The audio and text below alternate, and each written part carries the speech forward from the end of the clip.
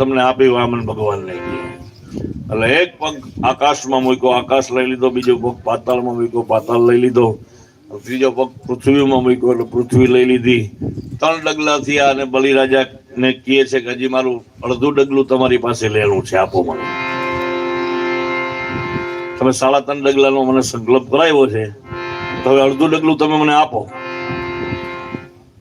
પણ બલિરાજાએ કીધું કે આ કાયા છે એ પંચમહાભૂતમાંથી બને છે, અગ્નિ, વાયુ, માટી તત્વોમાંથી આ કાયા આવડી મોટી બને છે. એટલે આમાં માટીનો ભાગ છે. એટલે બલિરાજા કે પ્રભુ તમે મારી ઉપર પગ મૂકો એટલે તમારા 3.5 ડગલાની વચન પૂર્ણ થઈ જાય અને મારું વચન મિથ્યા ન જાય.